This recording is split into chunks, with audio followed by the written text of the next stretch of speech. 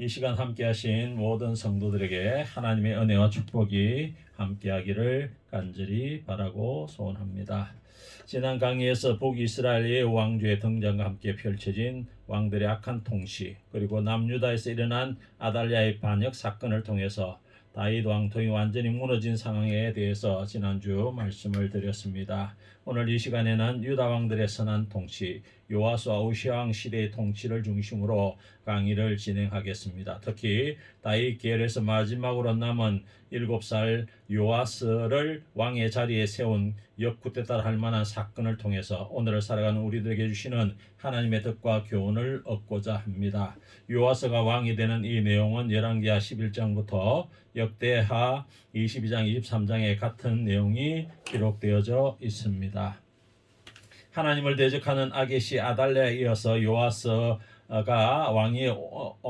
요아스를 왕위에 올리려고 하는 이 사건은 먼저 요아스가 왕이 될 자격이 있는지 하는 문제와 연결되어 있습니다. 다윗의 혈통인 요아스를 반드시 왕위에 안치하겠다는 그 자체가 이후에 요아스가 왕위에 오르는 이후의 전부입니다. 아직 7살 먹은 아이지만은 나라를 통치할 능력을 운운할 때가 아니고 나중에 커서 나라의 통치자로서 나라를 이끌어갈 때의 문제이고 다윗의 왕통이라는 이유로 죽을 뻔하였지만 하나님 은혜로 살아남아 이제 왕위에 오르게 된 것입니다. 요아스 이전에 다윗 계통은 7대가 흘렀습니다. 다윗, 솔로몬, 르호보암, 아비야, 아사, 여호사밧, 그리고 제7대 여호람이라는 사람입니다. 여호람은 32세 왕위에 올라 40대쯤 죽었습니다. 그의 아버지 여호사밧, 할아버지는 아사입니다. 이 두 사람은 다윗의 왕통에서도 드물게 경건한 사람들로 나라가 위기에 처해 있을 때마다 훌륭한 신앙으로 구원으로 이끈 지도자입니다. 유다가 하나님의 은혜를 받아서 구원을 얻을 때 중요한 역할을 한 왕들입니다. 그러나 여호람은 하나님 앞에서 진노를 받을 만큼 악행을 행하다가 말년 마지막 2년 동안 중병에 걸려서 죽고 맙니다. 그러면 왜 여호람이 이렇게 되었을까 하는 문제는 그의 아내 아달랴 때문입니다. 아합과 이세벨의 딸로 여호사밧이 정략적으로 자기 아들을 여호람의 아내로 맞아 들인 것입니다.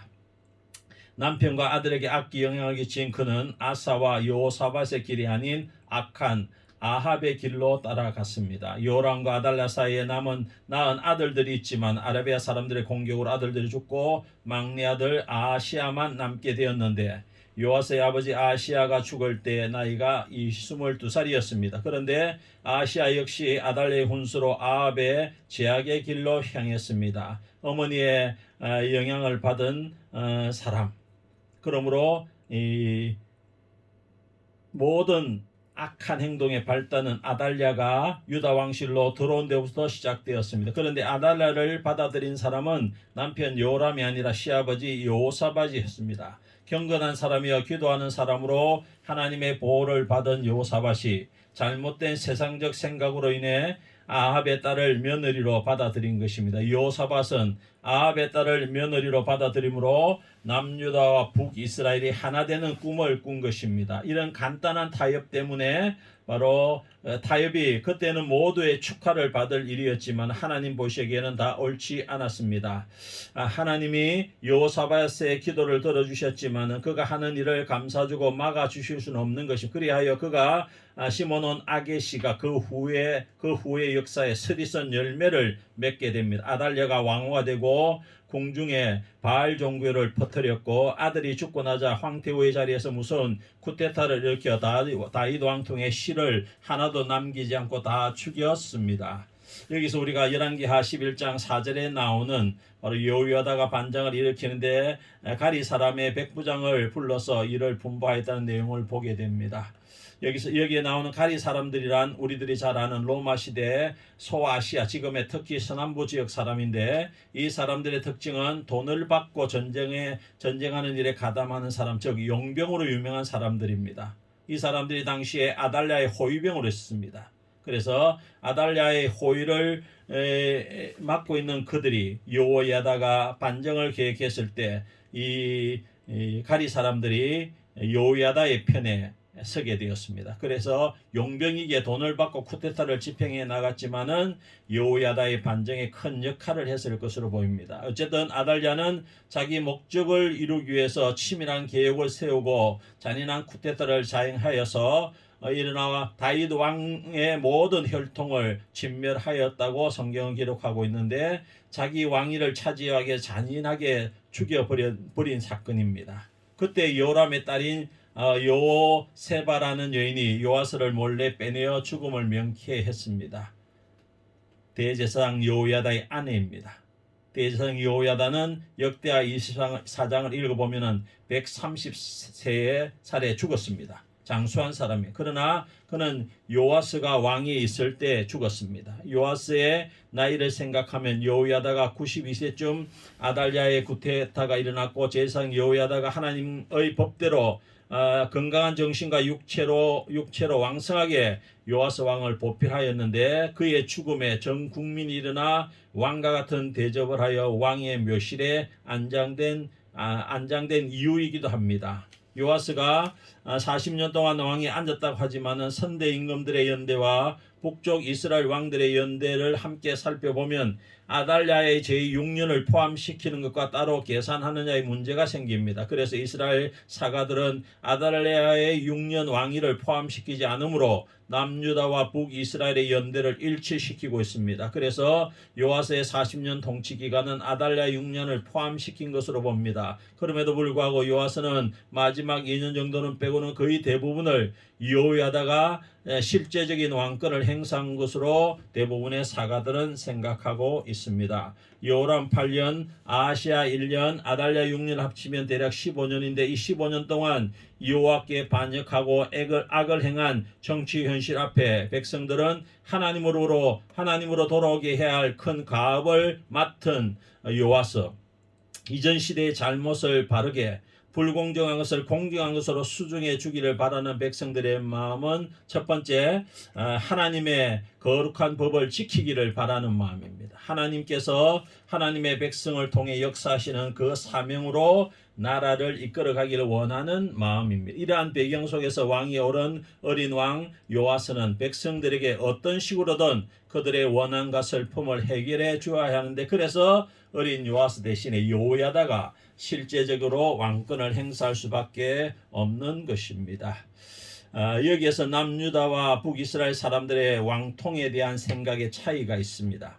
유다 사람들은 다윗 계통의 사람들이 왕이 되어야 한다는 생각과 북이스라엘 사람들은 누구 계통의 사람이 아니라 누구든지 우리를 잘 다스려주고 평안하게 하면 된다는 생각. 그래서 우리들이 남유다와 북이스라엘 두 나라의 정치 역사를 살펴볼 때 주의 깊게 볼 것이 있는데 북이스라엘은 아무라도 힘 있는 사람이 나서서 하면 된다는 생각이고 남유다는 다윗 왕통을 믿었습니다. 만약 남유다가 다윗 왕통을 믿지 않았다면 여호야다의 반정은 성공하지 못했을 것입니다. 왜냐하면 여호야다가 내세운 명분은 바로 다윗 왕통을 회복하자는 것이었기 때문입니다. 그러므로 어떤 나라가 나라답게 되어갈 때 하나님의 거룩한 통치 앞에서 나라가 진행되어 가야 한다는 것을 말해주고 있습니다. 그래서 나라의 정치는 최종적으로 하나님께서 어떤 뜻을 가지고 계시는가 하는 문제들을 바로 이 요아스 또 여호야다의 반정을 통해서 우리가 교훈을 얻을 수 있게 될 줄 믿습니다. 이런 요아스 왕의 사적은 역대하 23장에 구체적으로 나와 있습니다. 첫째, 요아스의 공로는 바알의 당을 부수고 깨트리는 개혁을 행한 것입니다. 다윗의 왕통을 끊어서 왕이 된 불의한 아달랴를 궁에서 쫓아내고 결국 죽임을 당하게 합니다. 요아스가 왕위에 오른 이 일을 이루기 위해서 치밀하게 계획한 대로 레위 사람들이 먼저 무기를 들고 함께합니다. 이를 제사장의 혁명이라고 부릅니다. 백성들의 족장들도 함께합니다. 이러한 상황 가운데서 바로 혁명을 일으킨 세력들이 사악한 우상인 바알을 그냥 두고 볼 수는 없는 것입니다. 그래서 바알의 산당을 깨뜨린 것입니다. 우상의 백성이 이제 여호와의 백성이 된 사건입니다. 또 하나는 바로 요아스가 개혁을 강행한 두 번째 이유는 아달랴가 문란하게 만들어 놓은 성전 안에 있는 모든 봉사의 질서를 바로잡는 일을 시작했습니다. 순서대로 제사를 드리는 제사장들, 예배 음악과 각종 일을 맡았던 레위 사람들, 성전 일을 도울 수 있는 직원들을 정식으로 세운 것입니다. 이렇게 성전 봉사 즉 백성들이 성전에서 하나님 앞에 예배드리고 제사 드리는 일에 대한 질서를 바로잡아 놓은 것입니다. 특히 문지기를 두어서 부정한 것과 부정한 자들이 일체 들어오지 못하도록 한 것입니다. 과거 아달랴 시대나 그 이전 시대에 우상을 섬기기 위해서 부정한 자들이 들어와서 성전의 기물을 실어가고 성전을 파괴한 일들이 발생했는데 문지기를 두어서 이 일을 사전에 예방하는 것입니다. 이 두 가지 사실은 새로운 왕 요아스의 등극식이 성전에서 거행된 직후에 행해진 개혁이라 할 수 있습니다. 바알 숭배를 척결하고 성전 예배 의식을 정결하게 한 것입니다. 이러한 요아스의 개혁은 주로 여호야다의 생각과 계획 안에서 진행되었는데 거기에 부족한 것들이 있습니다. 그중 하나가 요아스가 왕위에 오른 7, 8년 후 요아스의 홍기가 되었을 때의 일입니다. 대개 왕자들이 당시에 결혼하던 시기는 16이나 17살인데 요아스도 여호야다의 주선으로 두 아내를 맡습니다. 이렇게 두 아내를 둔 것은 당시의 관습에 따라 행한 것입니다. 여호야다가 개혁을 진행하는 가운데 요아스의 결혼을 이런 사회적 간섭, 왕가의 전통에 따라 행했지만은 여기에 문제가 있습니다. 여호야다가 하나님의 법에 의한 분명한 기준을 가지지 못했기 때문에 이 문제가 바로 여호야다 개혁의 미비점으로 작용하게 됩니다. 또 하나는 요아스 왕 때 개혁을 행했지만 산당을 그대로 두고 제거하지 않은 것입니다. 하나님의 법을 바로 세워야 하겠다고 할 때 하나님 앞에 어떻게 나와야 할 것인지에 대한 그 거룩한 길을 무시하면 하나님 앞에 옳지 않는 일입니다. 하나님의 법, 원칙적인 명령 앞에서 자기 꾀를 내어서는 안 된다는 것입니다. 산당이라는 것을 그대로 두고 산당에서 여호와를 섬겼던 요아스와 여호야다의 모습은 금송아지를 만들어 놓고 이것이 너희를 애굽에서 구해낸 신이라고 했던 북이스라엘의 모습과 같은 것입니다. 모세가 시내산에 있을 때 아론을 중심으로 금송아지를 만들어 하나님의 진노를 받았던 이유를 생각해 볼 수 있는 것입니다. 하나님을 섬긴다고 하면서 섬기는 대상이 하나님이라 할지라도 그 섬기는 방식이 하나님의 법에 다른 것이라면은 그것은 하나님을 섬기는 것이 아닌 것입니다. 그러므로 우리의 예배는 보이는 현상에 대한 것이 아니라 형식과 제도를 넘어 하나님의 영이신 성령님을 전적으로 의지하는 마음으로 찬송하고 기도하고 말씀을 듣고 예배를 드려야 하는 것입니다. 예배는 우리 스스로 자의적으로 소원해서 되는 것이 아니라 하나님의 뜻에 따라 드려야 하는 것입니다. 산당을 제거하지 못한 것이 바로 요아스의 미비점이 되는 이유이기도 합니다. 특히 요아스의 사적 중에 대략한 성전을 중수한 일이 있습니다. 블레셋 사람들과 아라비아 사람들이 올라와서 유다를 공격하여 아달랴와 여호람의 자식들이 죽을 때까지 성전을 파괴하고 거룩한 기물들을 가져다 바알에게 주는 성전을 모독한 일을 자행했는데 특별히 아달랴의 자식들은 해수로 30년 동안 지속적으로 이 악행을 행하며 성전을 방치한 것입니다. 그래서 요아스가 즉위하고 10년이 지난 20살 될 때쯤 레위 사람과 제사장들을 불러 성전 중수 계획을 발표합니다. 그 일에 필요한 성전세를 백성들에게 거두어 하나님의 전을 수리하라고 명령합니다. 그런데 레위 사람들이 태만하여서 그 일을 하지 않자 요아스가 23살 되었을 때 왕이 앉은 지 16년 되었을 때 여호야다와 제사장들을 불러서 충하고 책망합니다.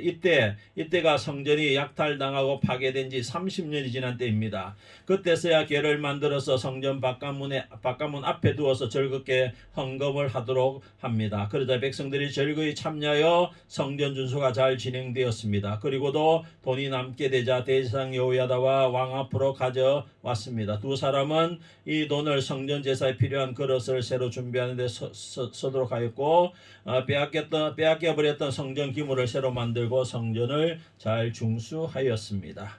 성전이 중수된 후 여호야다가 130살에 죽습니다. 그 후 요아스가 죽기 1년을 남겨놓고 배반을 하여 여호야다의 아들 스가랴를 죽이고 맙니다. 대제사장 여호야다의 아들 스가랴가 하나님의 신의 감동을 받아서 백성들에게 너희가 여호와를 버린 거로 여호와께서도 너희를 버리셨느니라고는 말을 듣고 백성들이 왕의 명령을 받아 스가랴를 돌로 죽였습니다. 여호야다로부터 큰 은혜를 받은 요아스가 은혜를 저버린 배은망덕한 망령한 일을 행한 것입니다. 요아스가 변했습니다.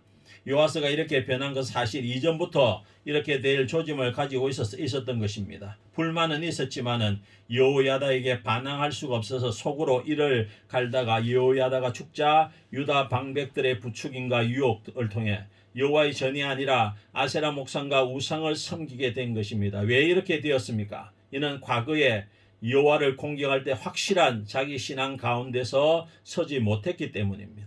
환경에 따라 열심히 여호와를 공경하긴 했지만 실제 생활에서 거룩한 목표를 세우지 못하고 여호야다의 건의에 눌려 여호와를 공경한 것입니다. 마침내 여호야다가 죽자 이교를 비밀리 접하던 유다 방백들의 유혹에 넘어가고 만 것, 여호와 대신에 우상의 독을 마신 것입니다. 여기에 문제가 있습니다. 사람이 세상을 좋아하는 이유가 하나님 나라의 실제를 맛보지 못하고 형식적으로 피상적으로 외적으로 발생하는 여러 요소들로 자기를 유지하고 살아가려고 하기 때문입니다. 지식이나 권력, 명예, 돈과 같은 이 세상의 능력입니다. 이런 것들은 하나님 나라를 지루하고 피곤하고 지겨운 것으로 만듭니다. 그러나 우리들은 하나님 나라의 실제를 맛보게 되면은 신성한 능력이 역사하고 거룩하고 참된 힘이 우리를 지배하는 진정한 하나님 나라의 기쁨을 얻게 되는 것입니다. 우리에게 이 기쁨이 없는 이유는 하나님 나라의 실제를 경험하지 못했기 때문입니다. 요아스가 그런 왕이었습니다. 유다 여호야다의 죽음으로 자신의 본색을 드러내고 그에 따라 움직이는 왕이 요아스입니다. 이는 껍데기만 있지 속은 없는 상태. 우리들이 교회에서 무엇이 조금 다르다고 개혁되어지는 것이 아니라 우리가 개혁적인 생각을 가지고 있다고 해서 개혁되어지는 것이 아니라 하나님 말씀과의 관계가 새롭게 되어질 때 우리의 믿음은 개혁되어지는 것이 변화되기를 원하는 말씀에 새롭게 반응하시기 바랍니다. 이 요아스의 역사를 기록한 유대 사가들의 역사 기술 방법이 있습니다. 요아스의 역사를 기록한 사가의 기록 방식은 우리가 잘 살펴봐야 될 이유가 있는데 열왕기서와 역대기를 쓴 사가들은 바로 역사의 기록 방식이 세상의 사가들의 기록과는 많이 다른 점이 있는데 이들은 나라의 흥망성쇠나 국가의 제도 정치, 경제 구조와 발전, 산업 정책 등에 대해서 크게 다루지 않습니다. 사사기와 사무엘서, 열왕기서, 역대서, 구약의 선지서의 기록 방법은 철저하게 당시 그 나라 사람들이 하나님과의 도덕적인 관계가 어떠한지를 중요하게 따지고 있다는 것입니다. 구약의 사가들은 요아스나 여호야다를 다룸에 있어서 요아스가 통치하고 있던 40년, 실제로는 34년 동안 요아스가 어떻게 행정을 하고 하였는가 하는 문제라든가 그렇지 않으면 여호야다 그 나라 백성들을 안전하고 평화롭게 하고 국방을 튼튼하게 하였는가 하는 문제에 대한 이야기는 별로 없습니다. 구약의 사가들은 항상 이 나라의 통치자들과 백성들이 여호와와 갖는 관계에 있어서 갖춰야 할 것이 무엇이냐 하는 점을 초점을 맞춰서 이야기를 하고 있습니다. 그것이 가장 중요한 문제였습니다. 구약의 사가들은 이런 문제에 대해서 이 나라가 어떻게 강한 나라가 되었는가에 대한 논쟁을 하지 않고 이 사람들이 어떻게 하나님 앞에서 살아왔느냐, 이 나라 통치자 백성들이 하나님과의 관계를 어떻게 맺고 지냈느냐 하는 문제 그들의 역사의 기록의 주안점으로 두고 있습니다. 그러니까 이스라엘과 유다 사람들이 가지는 하나님과의 관계에서부터 시작하여 생각한 것입니다. 하나님 대신 하나님이 주신 율법과의 관계로부터 생각했기 때문에 하나님께 나아가는 여러 가지 의식법 절차가 중요한 출발점이 되는 이유입니다. 여호야다의 경우를 보더라도 사가가 그와 관련된 기록을 전개할 때 먼저 성전의 예배와 지리수부터 이야기해 나갔습니다. 사가들의 관점이 이렇다 해서 그들이 나라의 번영을 중요하게 여기지 않았다는 것은 결코 아닙니다. 그러므로 여러분이 열왕기서나 역대기를 읽으면서 중요한 것을 찾고자 하면 이러한 사가들의 관점에 염두를 두고 찾아보시기 바랍니다. 이 나라는 하나님이 존재케 하시고 하나님이 형성시키셨다. 그리고 하나님이 유지하실 것이다 라는 것을 분명하게 믿은 이스라엘, 그렇게 되기 위해서는 하나님 앞에 바로 서야 하겠습니다. 사명을 깨달은 백성이 되어야 하겠다고 결심한 이 마음입니다. 이것은 오늘날 우리 교회 성도들을 향해 하시는 말씀과 같습니다. 교회라는 종교적인 제도와 기관에 왔다 갔다 하는 것이 아니라 우리를 흑암의 권세, 흑암의 세력으로부터 너희를 돌아오게 하신 하나님께로 돌아오게 하는 그 목적을 깨달아야 하는 것입니다. 하나님께서 친히 우리의 하나님이 되어 다스리시고 같이 계신다는 사실을 삶으로 증명해야 하는 것입니다.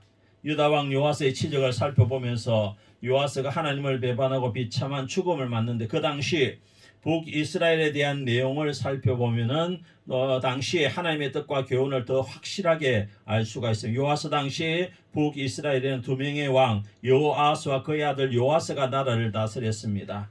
예 왕조는 예후로부터 요아스, 여로보암 2세, 스가랴까지 모두 5대인데 이스라엘의 11대 왕인 요아스의 이야기는 아주 간단하면서도 단순합니다.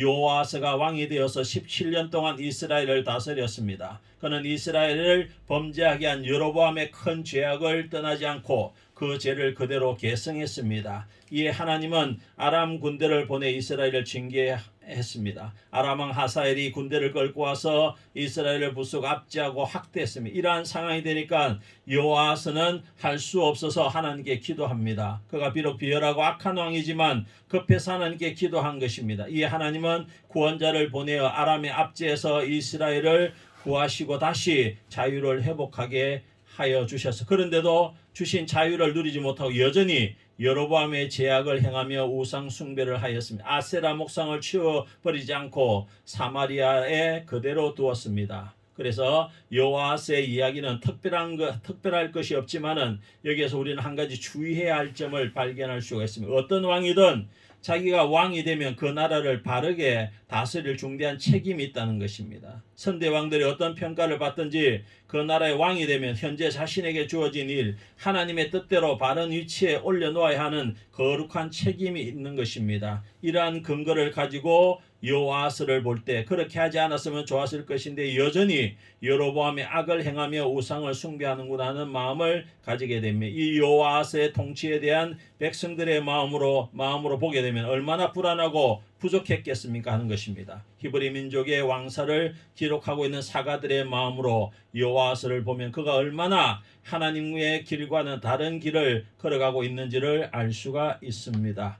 요아스 시대 이스라엘 왕 모습들을 고난받고 있을 그때 바로 우리는 다시 열왕기하 13장 2장으로 돌아가서 이스라엘 11대 왕 여호아스가 행한 모든 일들이 바로 북이스라엘 100년 동안 피하지 않고 지켰던 여로보암의 길, 여로보암이 시작한 국가 종교를 그대로 이어받고 나아갔다는 사실입니다. 우상 종교를 행하고 제사장을 마음대로 임명하고 제사권을 무시함으로 하나님의 법규를 무시해버린 사실과 산당에서 자신이 제사를 지낸 일, 금송아지한테 제사하고 분양한 사실 등 온갖 악행을 다 행한 것입니다. 종교는 타락하고 권력은 온갖 행패를 부린 것.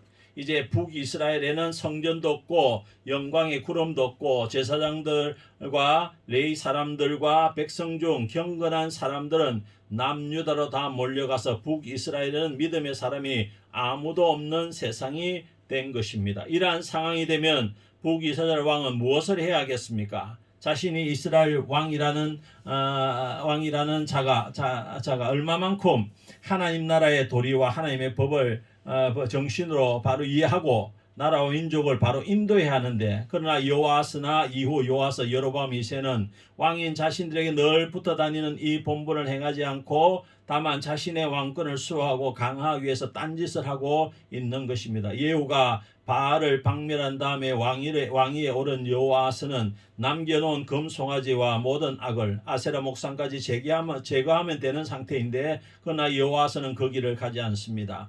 열왕기하 13장 6절에 그들이 이스라엘에게 범죄하게 한 여로보암의 집의 죄에서 떠나지 아니하고 그 안에서 따라 행하며 또 사마리아의 아세라 목상을 그냥 두었더라.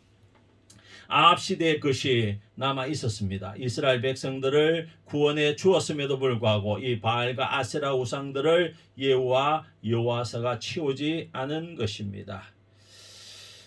북이스라엘 여호아스와 요아스 때 이런 이유 때문에 북이스라엘 여호아스와 요아스 때에는 율법을 가르칠 수 있는 기구와 사람들이 없었습니다. 다만 유다의 여호사밧 왕은 그러한 기구를 만들어 레위 사람이나 율법을 아는 사람들로 하여금 가르치게 하였습니다. 유다에는 있고 이스라엘에는 없었습니다. 그래서 그들은 미신과 우상에 매여서 그것을 따라간 것입니다. 왕과 지도자들이 따르니 백성들도 그대로 따라간 것입니다. 여호아스는 100년 동안 면면이 이어온 우상 숭배를 물려받았고 변함없이 그대로 숭배하고 있었던 것입니다. 이것을 못 고치면 왕으로서 그는 그 죄에 대한 하나님의 진노를 받을 수밖에 없었습니다. 백성들도 마찬가지입니다. 이러하여 하나님께서 이스라엘을 징계하신 것입니다.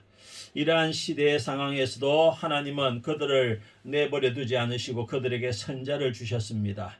북이스라엘의 제사장과 레위 사람 백성 중에 하나님을 알만한 사람, 경건한 사람들이 없음에도 불구하고 선자들은 남아서 외쳤습니다. 예왕조 1세기 동안 선자들은 끊임없이 존재하면서 할 일을 하였습니다. 여로보암 시대에는 아이야가 있었고 바하사 왕 때에는 선자 하나니와 아들 예후가, 아합 시대에는 엘리야와 엘리사가 그리고 선지 학교가 있었습니다. 이처럼 선자들은 이스라엘 역사 속에서 조용하지 않고 이스라엘에 선자가 있음을 보여주었습니다. 비록 성전도 없고 제사장과 레위 사람들처럼 경건한 사람이 없었다고 해도 그래도 하나님의 말씀은 끊어지지 않았습니다. 이스라엘의 선자가 계속 존재하였습니다. 하나님께서 선자들을 쓰셔서 그렇게 그 사람들을 깨우치셨습니다. 여기서 이어서 우리가 아마사의 아들 우시아 왕 이야기로 돌아가겠습니다. 역대하 26장에 상세히 기록되어 있는 바로 우시아 아사랴 왕의 이야기입니다.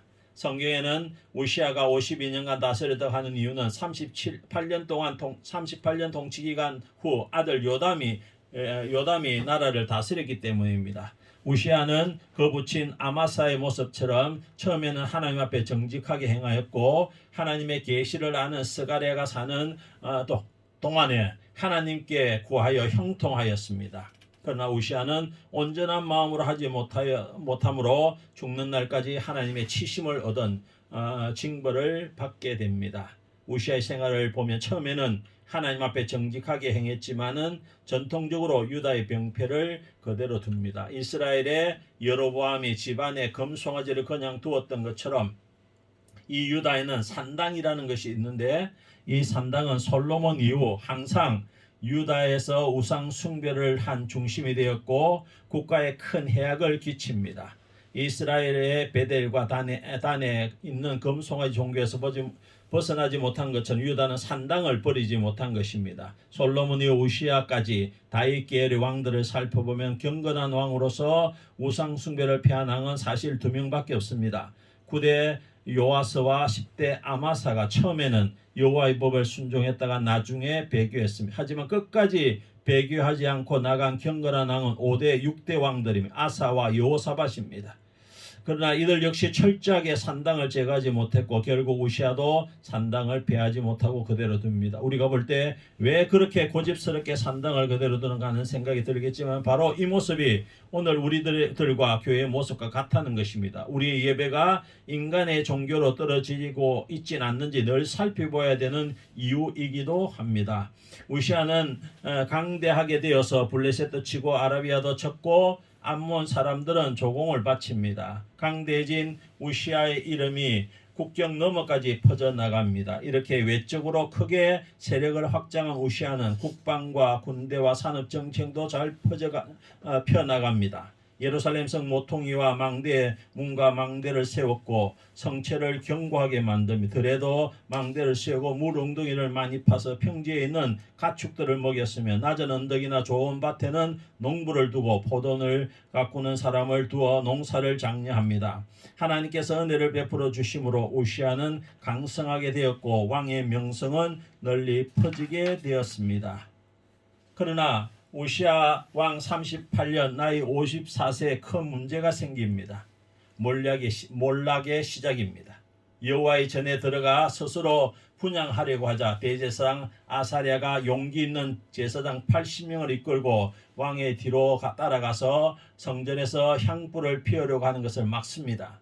세상 나라의 왕은 국가와 백성의 안전과 발전을 위해 좋은 정책을 세우고 잘 실천하도록 하는 것이 중요하지만 히브리 민족의 왕은 백성과 국가가 여호와 하나님을 잘 공경하고 그 앞에서 그 앞으로 더 가까이 가도록 이끌어야 할 의무가 더 중요합니다.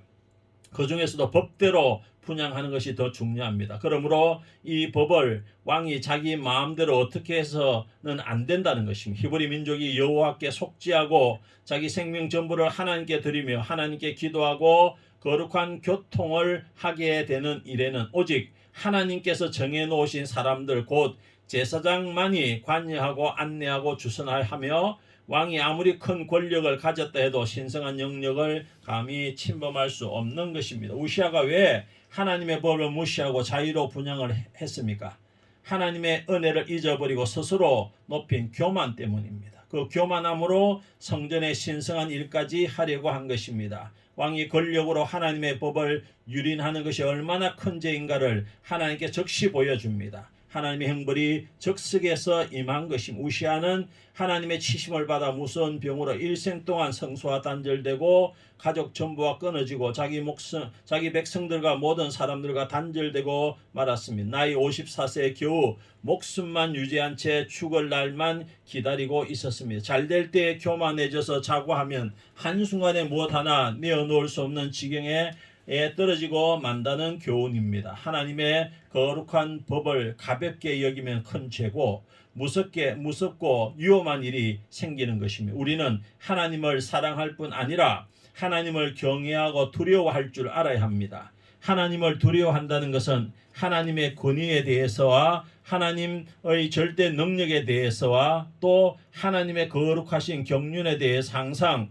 건신하는 마음으로 공경을 하되 주 앞에 엎드려 오직 하나님의 자애로서 불쌍히 여겨주시기를 바라고 사는 것을 말합니다.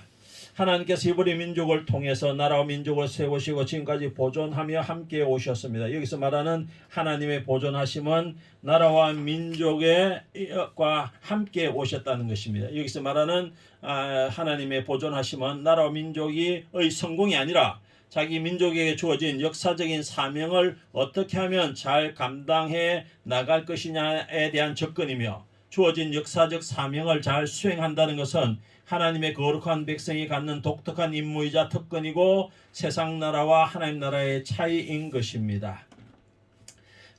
오늘 강의의 결론으로 간단히 정리해 보겠습니다. 남유다 왕들 중에서 개혁하려고 했던 신앙이 돈독한 왕 아사, 여호사밧, 요아스, 우시아, 또 히스기야, 요시아가 있었습니다.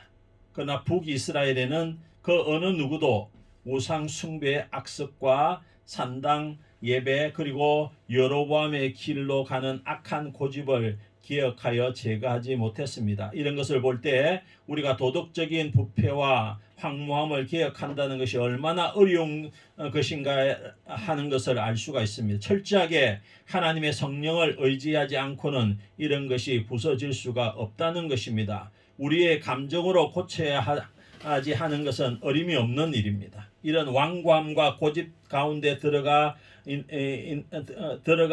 있는 많은 사람들은 불쌍히 여기시는 하나님의 성령이 우리의 마음에 들어와서 그 큰 죄악을 깨닫게 해 주셔야 가능한 일이라는 것입니다. 우리들에게 이 마음이 부족하였기에 이 나라 이 민족은 바로 80년 후에 바로 완전히 멸망 가운데 빠지게 됩니다. 포로가 되어집니다. 그때 나라가 완전히 없어지고 다시 일어설 일이 없게 되는 것입니다. 이스라엘이 회개하고 하나님과 가까운 거리에서 늘 교통하며 경배하고 주께서 원하시는 일에 순종하며 공동체와 함께 살아갈 때 그곳에 하나님께서 함께 하십니다. 문제는 우리의 공동체가 세상과는 다른 순전함과 순결함을 유지하는 것입니다. 이렇게 되려면 관계가 좋아야 됩니다. 사랑과의 관계 속에서 마음속에 품고 있는 하나님의 기쁨과 평강이 우리 마음을 주장해야 한다는 것입니다. 내 안에 있는 하나님 나라가 우리의 삶 속에 나타나야 한다는 것입니다. 요아스와 여호야다가 열심히 개혁한다고 하였지만은 목표 지점에 이르지 못하고 요아스 말년에 순식간에 무너집니다. 여호야다가 성전 제도를 잘 정비하고 사람들에게 율법을 지키게 하면 된다고 생각했지만 그 앞에서 무너지고 말았습니다. 개혁이 미적은하거나 성급한 개혁은 쉽게 무너집니다. 그러므로 우리 모두는 신앙생활의 본질을 잘 이해하고 말씀과 성령으로 믿음의 기초를 든든히 세워가야 할 줄 믿습니다. 이 은혜가 이 강의를 듣는 모든 성도들에게 늘 함께하기를 간절히 바라고 소원합니다. 감사합니다.